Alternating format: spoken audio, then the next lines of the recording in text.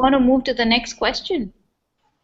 So the second trigger is that if we consider surrogacy as an extension of the self, so it's the self is one layer and I superimpose another, then which is the act, then the self is and we consider the self to be an enacted routine as well. So which layer of the persona is the host and which is the guest?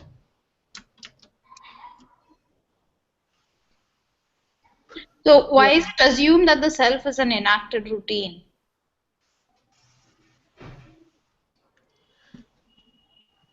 I mean, you can disagree with that. I mean, I'm just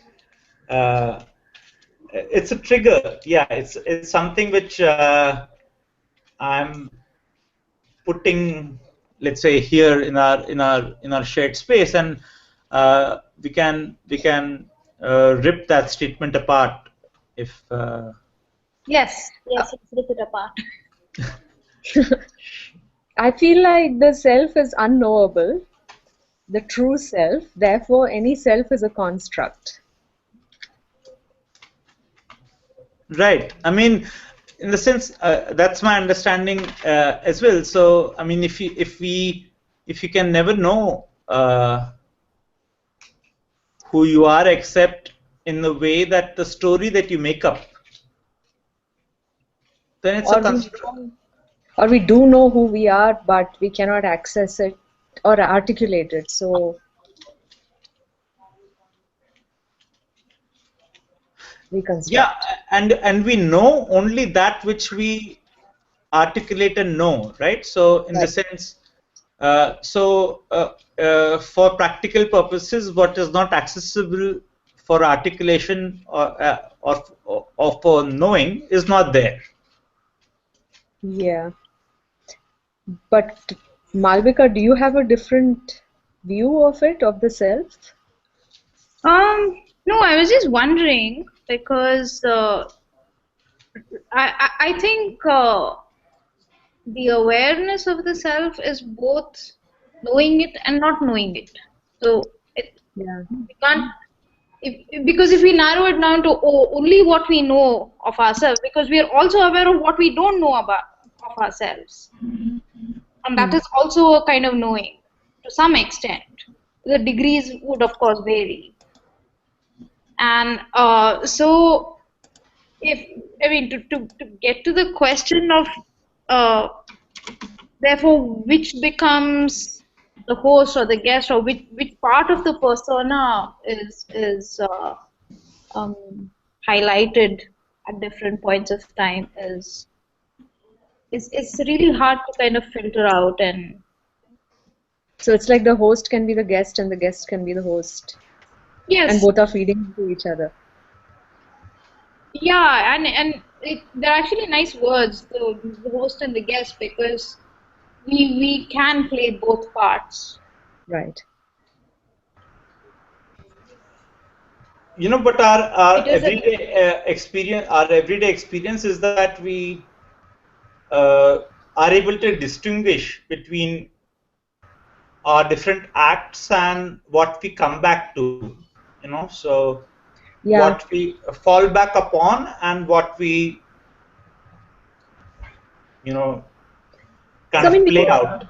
If we agree on that, like if we agree that what you just said, Prayas, about what we fall back upon, if we consider that as the self, you know, I'm home and, you know, I'm in my pajamas or whatever, that's the self. And I step out and that's the host, the guest or whatever.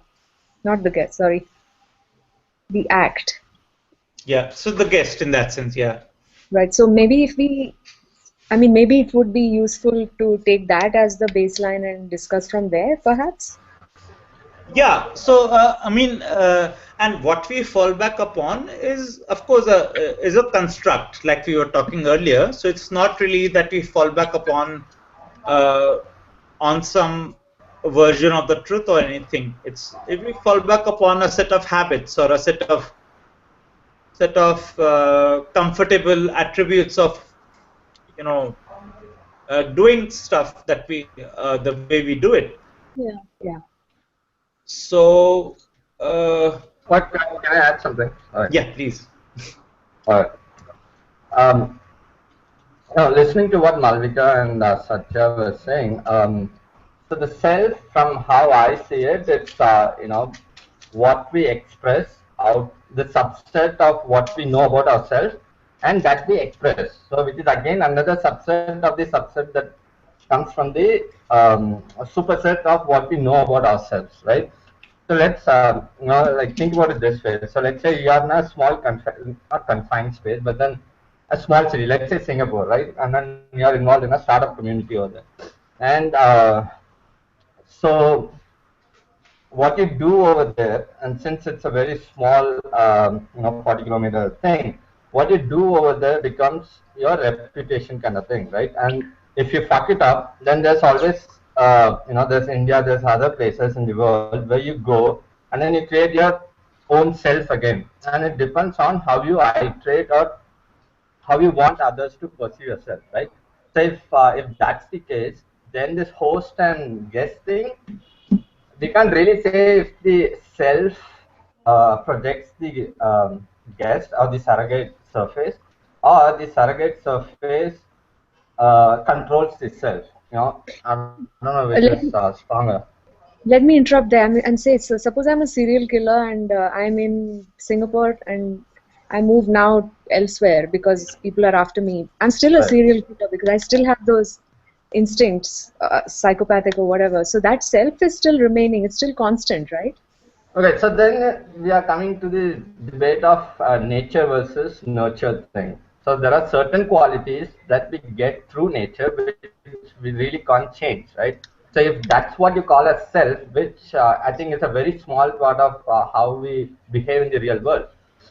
No, but I'm not even saying nature nurture. I'm saying that there is this person who I come home, I let down my hair and I'm sitting. That person, in Singapore also, it doesn't matter. Like even if we remove the nature nurture, there's one fallback that I fall back upon and call that as the comfortable self. Even if it changes a little bit, if I change my environment. Right, but do you think that's constant? Don't you think that varies over time, based on the knowledge you accumulate and stuff? Agree. I do agree that it changes. Okay. But what I'm saying is maybe we should, I'm just thinking aloud, maybe we shouldn't try to define what that self is, but then try to take it as I'm not trying to define self. I'm trying to understand the relationship between the self and the surrogate surface, or the projectile thing that we are, showing out. Right. That's what I'm saying. Yeah. Okay. So, what are we looking at as an act, especially when if we're talking of the self?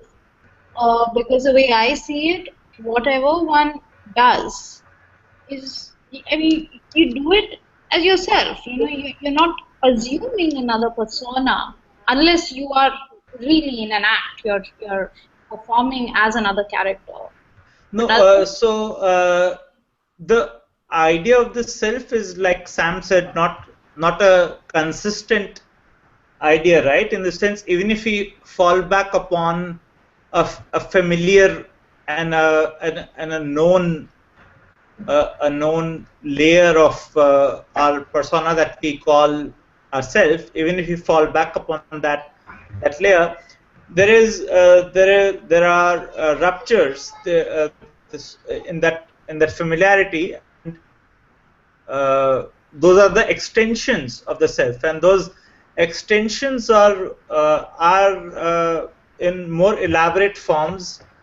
They become the surrogate surfaces. I think he can hear you.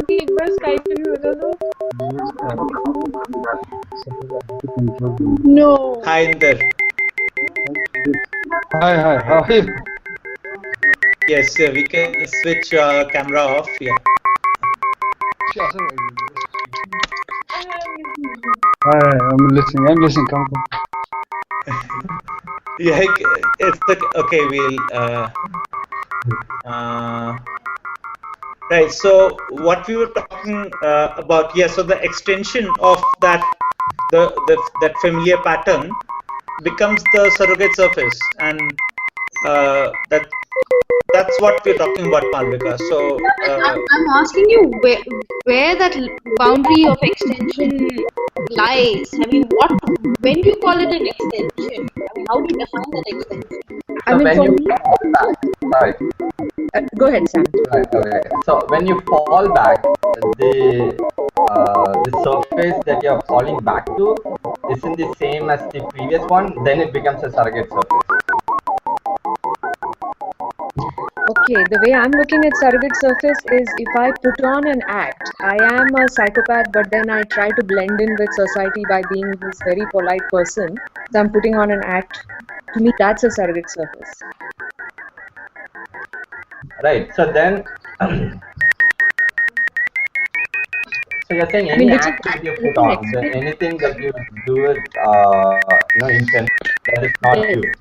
yes, Okay. that's how I was looking at it. Like, and I don't want to use to say even, if we go to a theater, we as theater goers or to the opera, and I put on these clothes and I behave in a particular way. I turn off my cell phone. Even this is a sort of an act, which that's how I'm looking at it.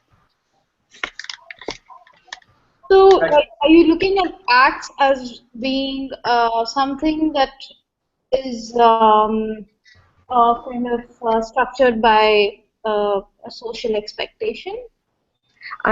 Either social expectation or me having an expectation of myself. You're right. I mean, it is built by social as well as me thinking that if I am with that so and so person, I want to behave in this manner. But yeah, it is feeding both ways.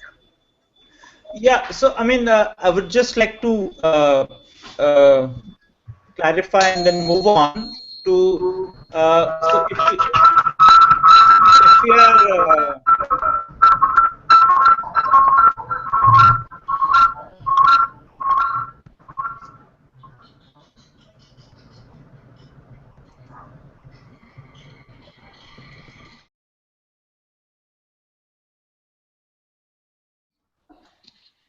our frame of perspective is defined. Yes. Or what we are aware of. Yeah, so what we are aware of is finite in a given point of time. Right.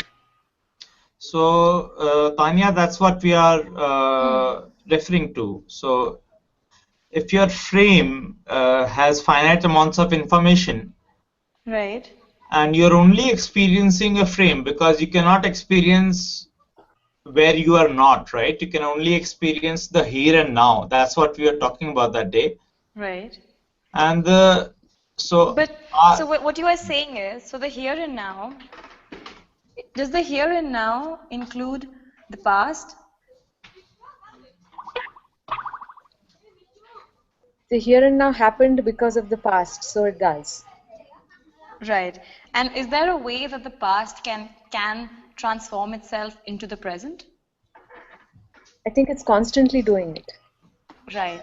That's interesting because I think I was speaking to Prayas earlier this week, and we were sort of arguing that the here and now has nothing to do with the past, with Prayas holding that it has nothing to do with the past. And yesterday I was at an event where we were doing a reading of Marcel Proust, and he talks about the involuntary invocation of memory via different smells and basically the olfactory system.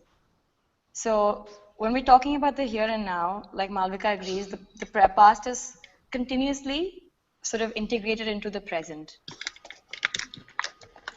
So I can see both.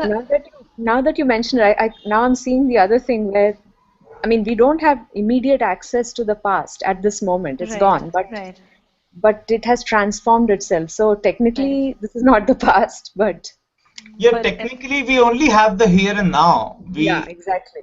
We don't have any access to the past. It's gone. Yeah.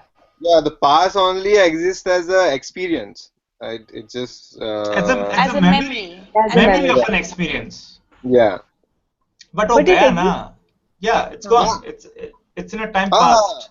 So what you are saying, Prayas, is that the here and now are tangible, yeah, and the memory is an ephemeral ephemeral.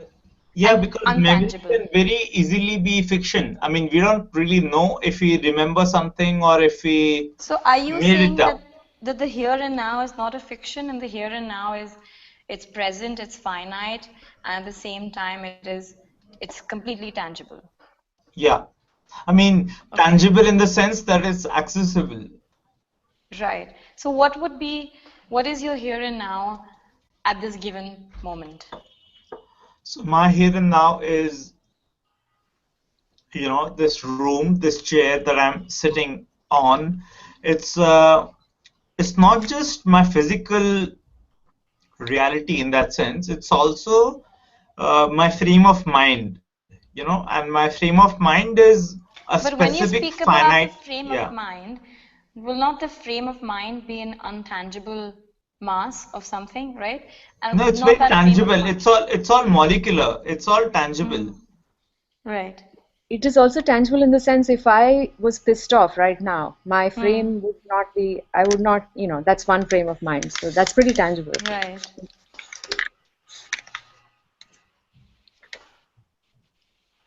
So what I'm not understanding is that how does the past not have that same sort of bearing in our frame of mind that the present has? Because that physicality is gone, right? So the molecular reality of the past doesn't exist. There is no molecule in the head which is not here and now. Okay.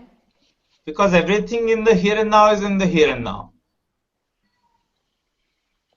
And what is the duration of here and now? The duration of now, yeah, so that's something which is variable, right? So what is the speed of your experience might not be the speed of my experience. For me, things might really happen slowly.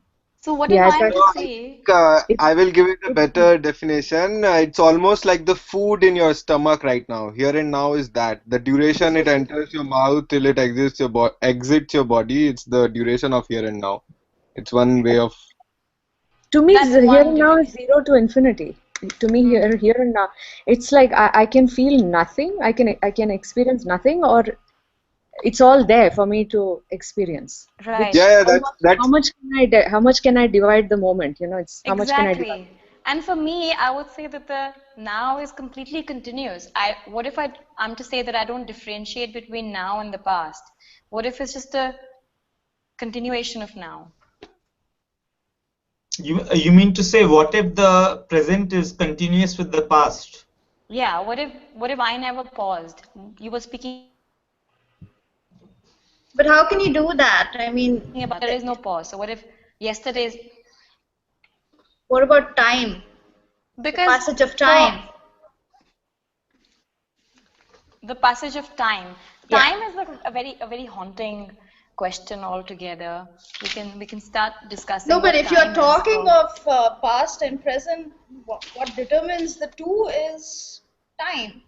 And if you're talking of perspective, right. So what I'm saying is that what if time is not linear? It doesn't have to be, but it still is going to differentiate what you think of as a past or a future or a present. And when we're talking of perspective, I would imagine that something that is not any of these can also be a perspective. Right, not any of what? The past, present, or the future. Right, they can something that is without a definition of time. Right. What happens to, how do we define ideas?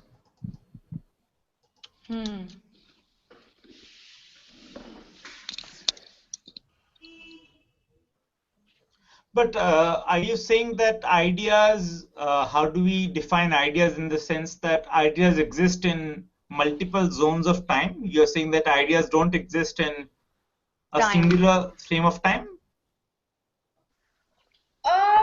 I think they can traverse through multiple zones. They don't have to be specific. But I'm pitching idea against experience. Idea against experience. Yes. So when you talk of experience, then it becomes very time specific, like where we are now, what we are doing now, and what we are experiencing. And when I talk of idea, you can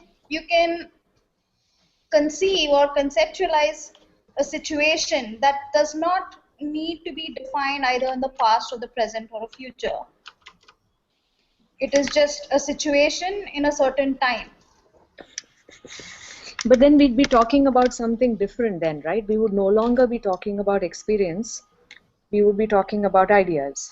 Yeah, I mean, ideas and experiences are not interchangeable.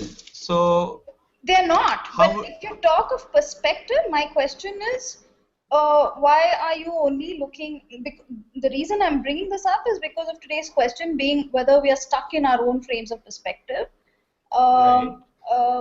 The idea of being stuck can be applied if you're talking of experience. But you could be stuck in ideas. Yeah. You can. So our first question is, are we stuck in the frames of a perspective, or is there any possibility of getting through?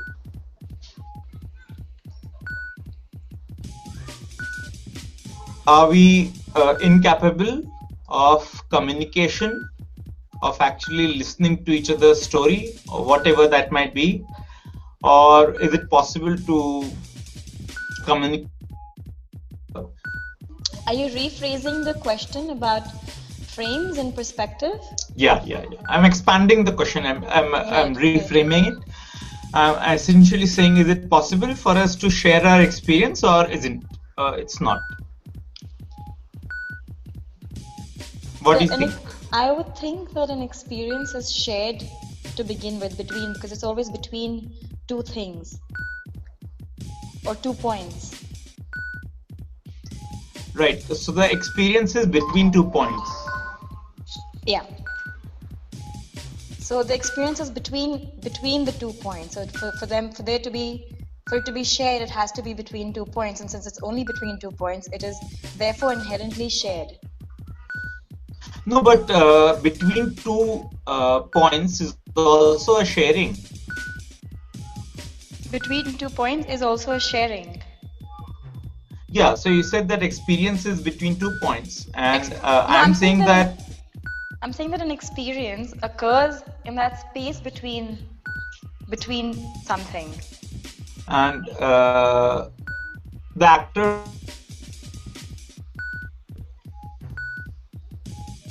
the 2 points themselves are not included. You're saying just the space in between?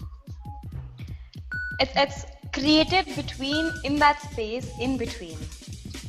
Yeah, so, and the points are not included. You're saying that, yeah, right? I mean, that's what you're saying. Yeah, no, the points would be included, because without... Oh, they would be included. Yeah. But, so if they are included, then the space in between can be considered to be a shared space.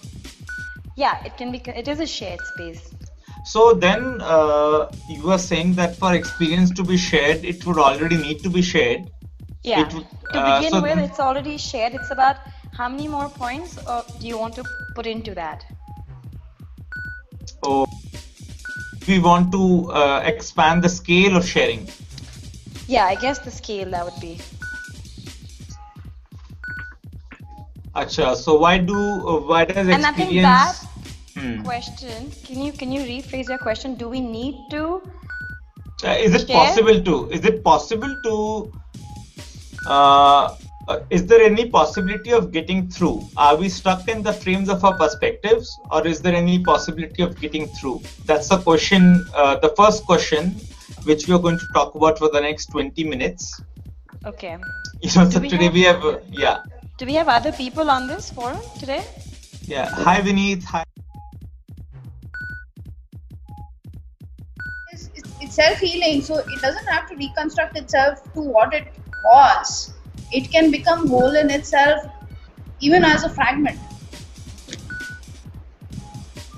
Yeah, I feel like there are two things here. One is conceptualizing the perspective, which cracks and then goes forward to the next shape, and then there is an entity which has holes in it, which morphs itself, like it has holes which heal themselves. So I feel like there are two things here. When you I talk think about they are the same thing. What I was saying is that the frame can crack, right. but holes in the frame can self-heal.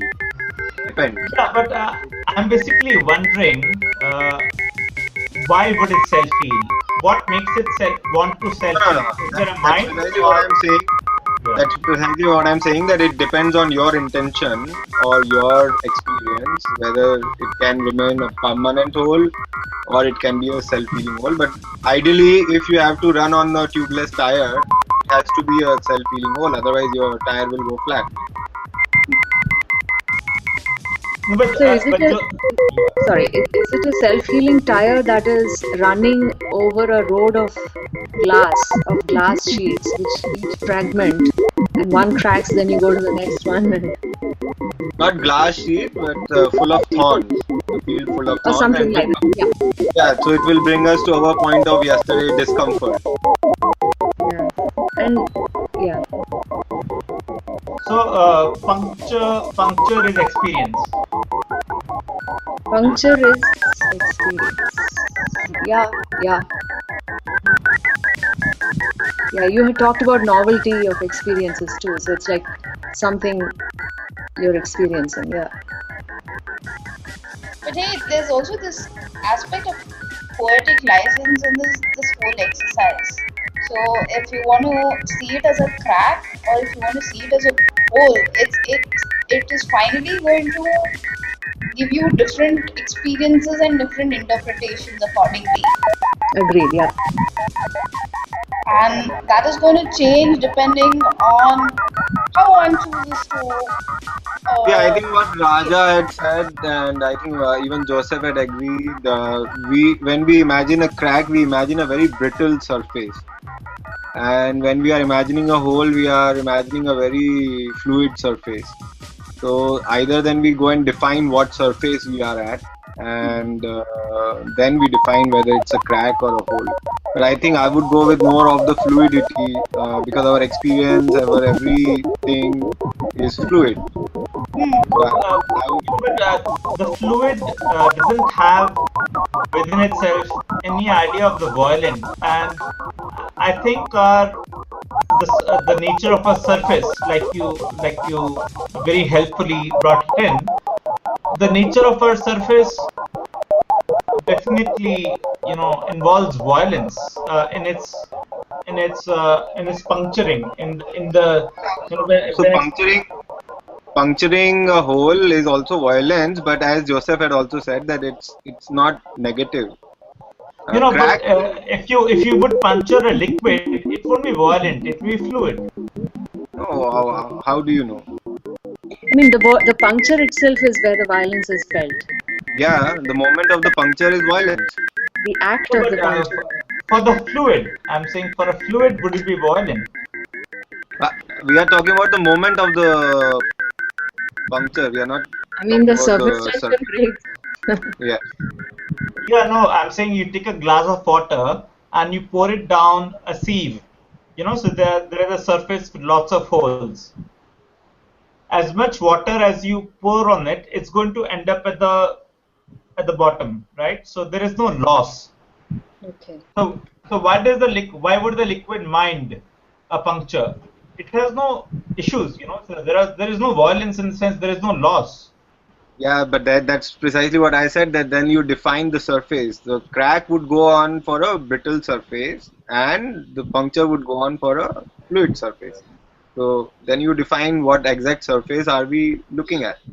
So Joseph, what would you say the surface is like?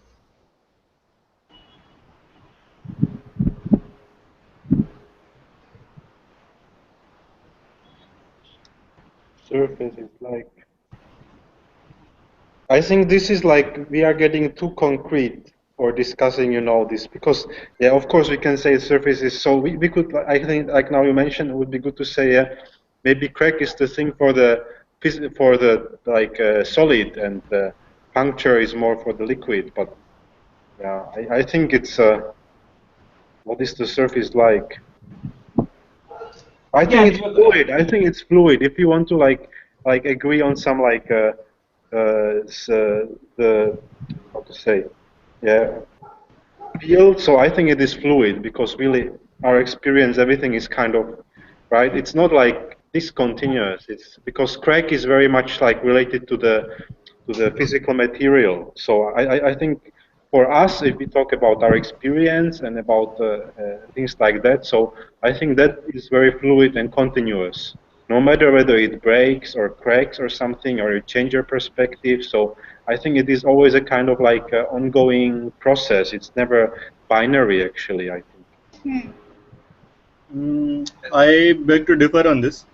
I have a parallel view on this. I think that the surface, nature of the surface depends on the nature of the person, nature of the observer. Like for example, if I'm having an experience which is shaping my next frame. So if I am of a rigid frame, to speak in another words, if my surface is brittle, then that experience which is pushing my existing frame will leave a mark on it. Then I'll look at it as cracks on my rigid frame. Otherwise, if they are self-healing experiences, then it might not be fluid surface. Oh, sorry, it might not be a brittle surface. Then I'll say I have a fluid surface.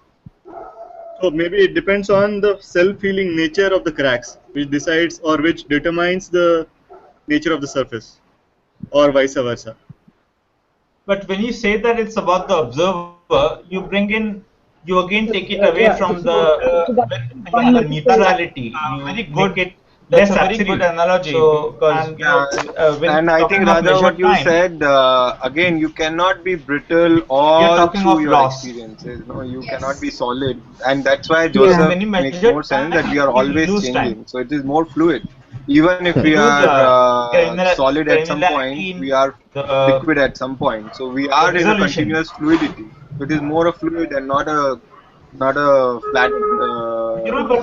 But if you switch the words around, if for the word solid you use the word fluid, and for the word fluid you use the word solid. I mean, I'm saying that at this point I think we're also getting trapped in a language game. You think that energy is infinite? It's a cultural thing. No. What Joseph meant by this material change in the surface only, I'm not saying that it's solid, liquid, or whatever. Just this, the question that Joseph has that at this point we are getting because there is very technical or specific about describing the surface. So, but energy in its pure state is happening because it's non-harnessed state, getting lost in words. So we can actually jump from measured time to different things to different people, Yeah, I guess when I said whole, I had talked about the rift. Basically, what is it that takes us from one frame to the next? And that's what I meant by whole at that point. Right. Okay, and I would saying that if energy is a word, I would always thought that a whole means something, a circular puncture that you cut through a football.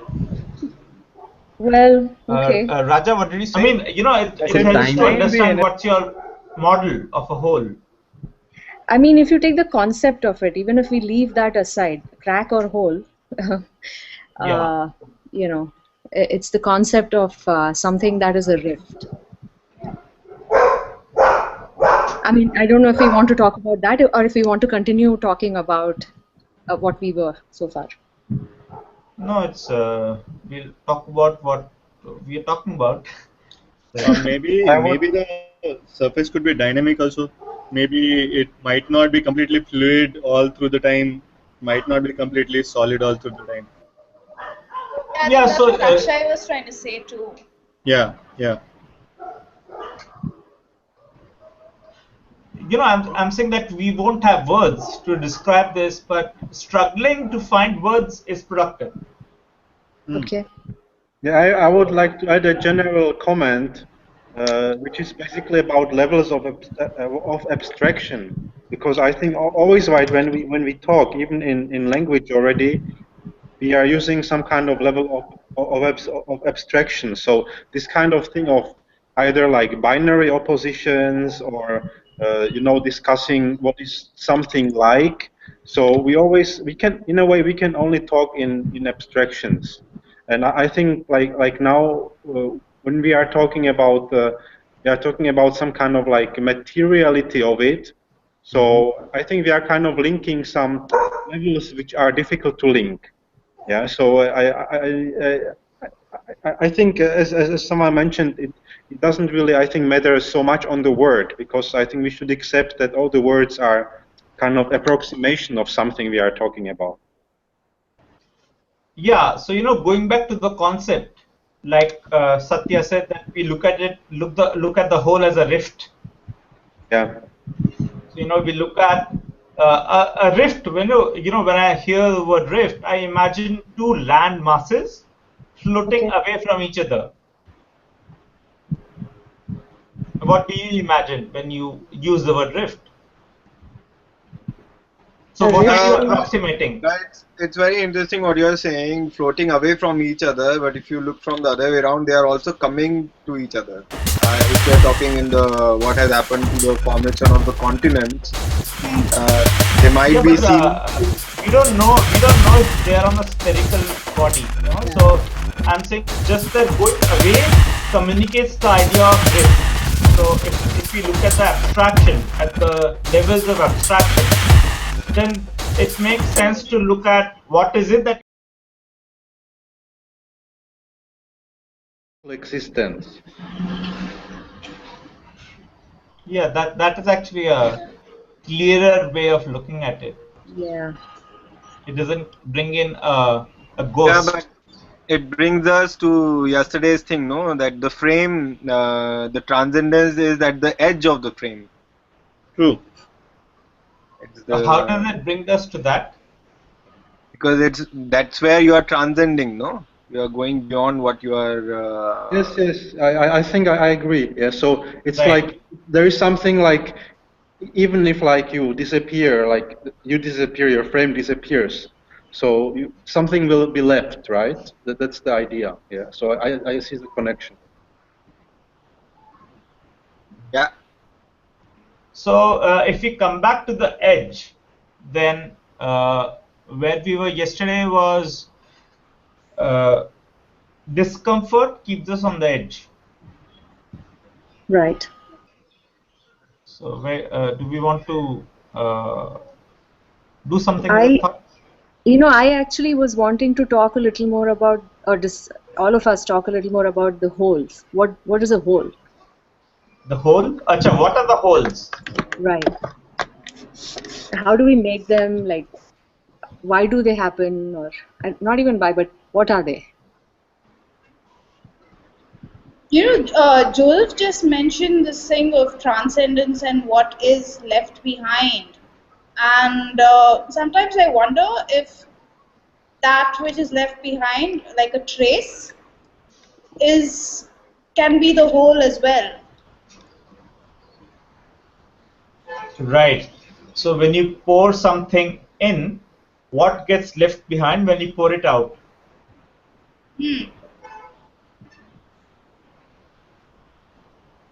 So if that is a whole.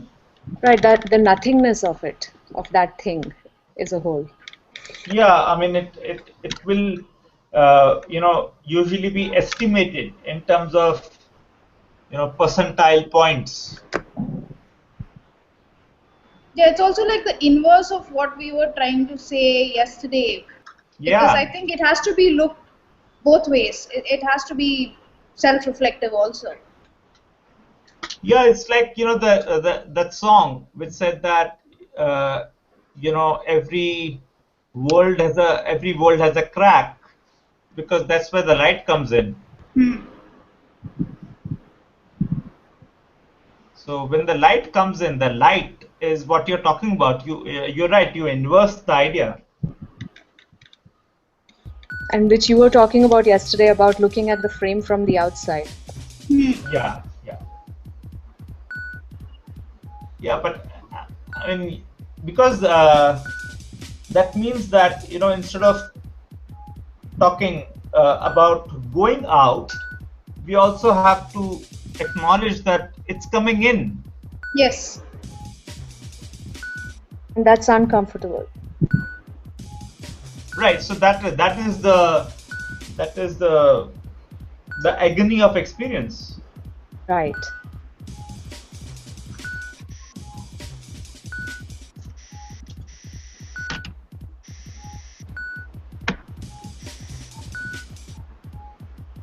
Cheryl, you there? Yes, I am there. If you've been finding it difficult to jump in, if you just want to take some time. No, actually, I just, while you all were talking about these holes, what I just felt is if you really think that can there be something like a hole truly? Because the minute, if you take for example a glass or something, you put something in it and then you remove it, there's always something left behind. So is there something really like a hole? If you think of an experience, something affects you, there's always something left behind that changes you. So is there something really like a hole?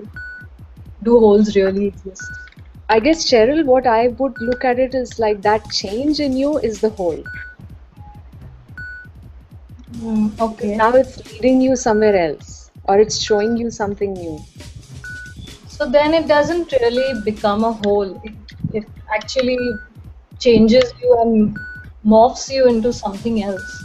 But you still have some matter in some sort of content in you. A hole by definition would mean emptiness or nothingness. So can something truly be nothing? Can we really? I mean, a hole would be a puncture. It would be a cavity. Yeah, but there's truly nothing which is empty, right? There's always space. So even a black hole, it absorbs a lot of matter. So what is holes? Do they really exist? Isn't it a way? Isn't this like perspective? It's a perspective. Yes, and I think what I meant by hole was when that perspective starts cracking because you learned something new, or now you're seeing something new. And you're seeing that something new through your current perspective, through a crack in your current perspective. I guess that's what I meant by a hole. So probably crack could be better. Crack is a better word, you're saying. Not okay to a degree. To a degree. I mean, yeah. So Satya, are you okay with replacing the word hole with a crack? The word crack. Okay, crack no also has a negative connotation to it. What's the negative connotation? Crack generally we don't associate with things which being whole with a W, right? I mean. Yeah. But then, is there anything unbroken anywhere? Is there anything whole?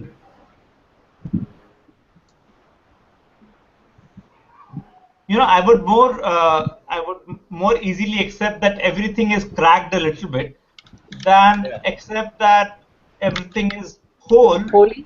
Everything is holy? Yeah, exactly. Yeah. But Joseph, going back to just going back to you. In the sense, if you want to add something to this. Yeah. I think I mean I feel crack is more like I relate it to like you said, something is breaking or something. So maybe you can use some more. The hole is a little bit more neutral, but I mean as a metaphor, it maybe is not that precise, but maybe you can find some other word which is neutral but expresses this kind of thing that. There is some kind of like, it's always there, yeah? It's not like something like you make a hole, but I think it is true like that there is always there are some kind of cracks, yeah? But I wouldn't associate it like with something breaking or something being a hole and then being one, like being a hole, like one, I mean, and then having the cracks, but I would say there is always some kind of like,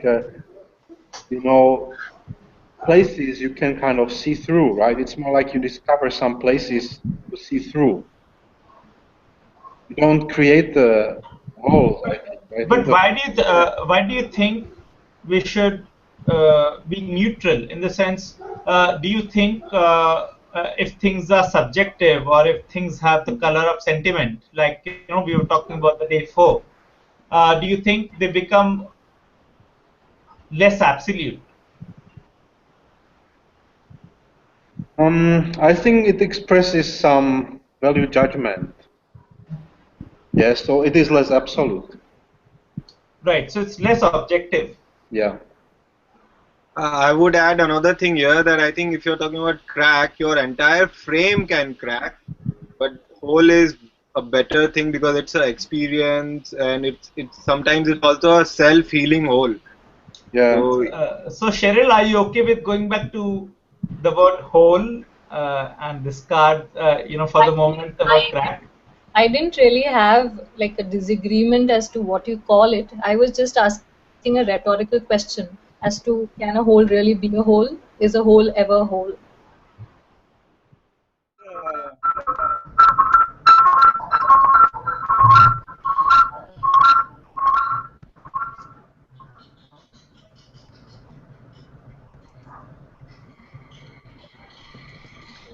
Okay.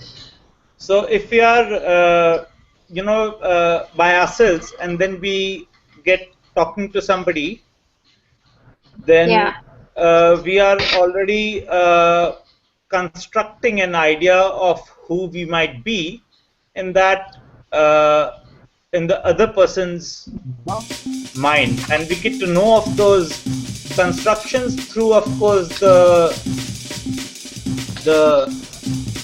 the response that we get from the other person. So you take your right hand, point your index finger up, and then you try to bring your left hand from above with your forefinger pointed out, and then you try to touch these two fingers, the tip of these two fingers. How the other person have one of your eyes closed, right? Continue, but we, start constructing. Hello?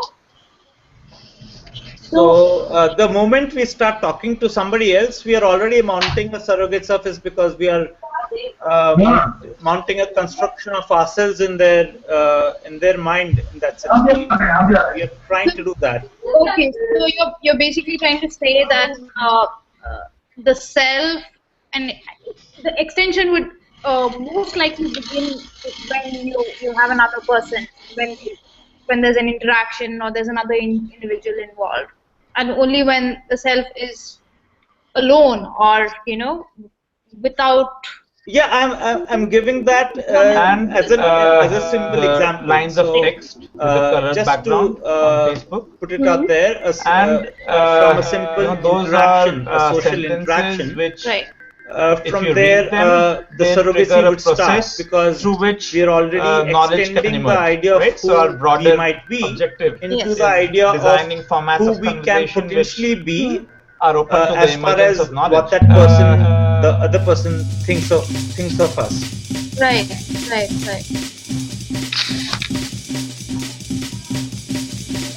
So there is a social element. Yeah, because if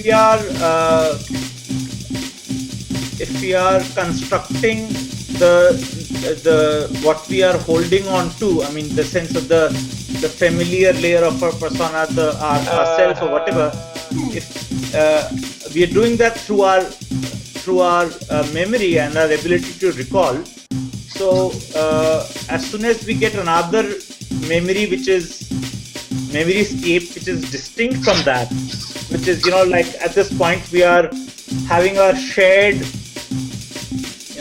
so you take your right hand, point your index finger up, pull together and then here. You try to bring your left each hand of us from will remember above, this conversation in a different way. Pointed out, and then once you it's try over. to touch these two But, fingers, so the tip of these two fingers. There is if you have one of your eyes closed, right, you'd never be able to do that. Of mounting a construction, of mounting a surrogacy, because it starts with the memory. In the sense, if I'm going to remember something differently, then I can construct it differently.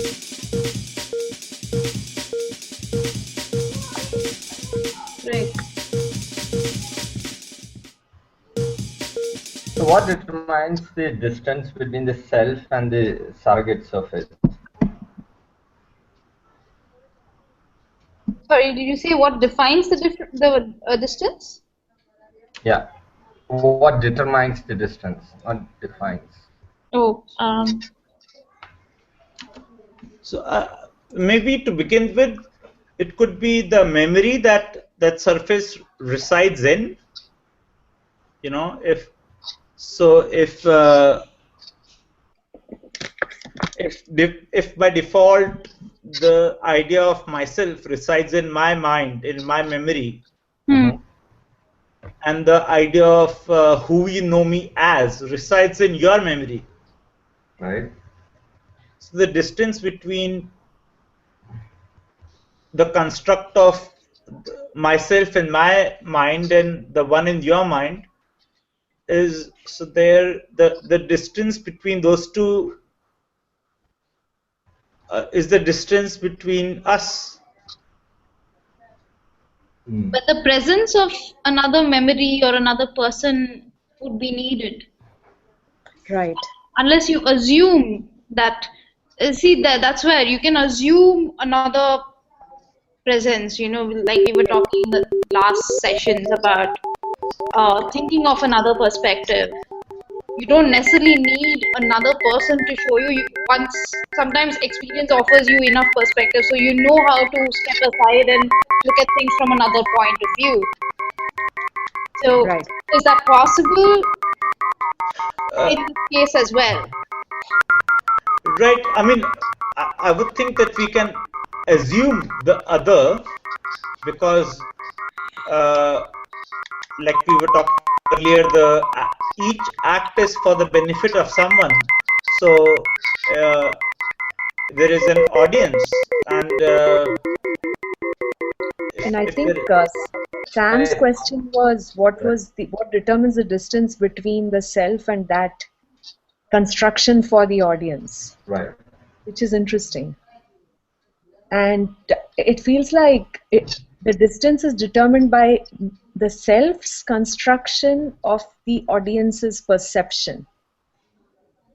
Or this construction of the self, in the sense, the ideal self. The what self?